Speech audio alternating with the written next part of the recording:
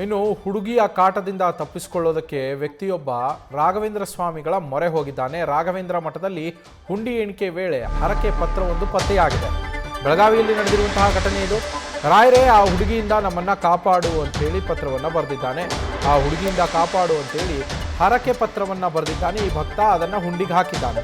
ರಾಘವೇಂದ್ರ ಸ್ವಾಮಿಗಳ ಮಠದಲ್ಲಿ ನಡೆದಿರುವಂತಹ ಘಟನೆ ಇದು. ಇದು ಬೆಳಕಿಗೆ ಬಂದಿದೆ ಈಗ. ಹುಂಡಿ ಎಣಿಕೆ ಸಂದರ್ಭದಲ್ಲಿ ಬೆಳಗಾವಿಯ ರಾಮದುರ್ಗದಲ್ಲಿ ಇರುವಂತಹ ರಾಘವೇಂದ್ರ ಸ್ವಾಮಿಗಳ ಮಠದಲ್ಲಿ ಈ ಹರಕೆ ಪತ್ರ ಪತ್ತೆಯಾಗಿರುವಂಥದ್ದು. ವ್ಯಕ್ತಿಯ ಹೆಸರು, ವಿಳಾಸ ಸೇರಿ ಯಾವುದೇ ಮಾಹಿತಿಯನ್ನು ಆತ ಅಲ್ಲಿ ಉಲ್ಲೇಖ ಮಾಡಿಲ್ಲ. ಆದರೆ ಹುಡುಗಿಯಿಂದ ನನ್ನ ಕಾಪಾಡಪ್ಪ ಅಂತೇಳಿ ರಾಯರ ಮೊರೆ ಹೋಗಿದ್ದಾನೆ. ಭಕ್ತನ ಈ ಅಪರೂಪದ ಮನವಿ ಪತ್ರವನ್ನು ನೋಡಿ ಸಿಬ್ಬಂದಿ ಕೂಡ ಆಶ್ಚರ್ಯ ಹೋಗಿದ್ದಾರೆ. ಸಾಮಾಜಿಕ ಜಾಲತಾಣಗಳಲ್ಲೂ ಕೂಡ ಇದು ಭಾರಿ ಚರ್ಚೆಗೆ ಗ್ರಾಸ ಆಗಿದೆ.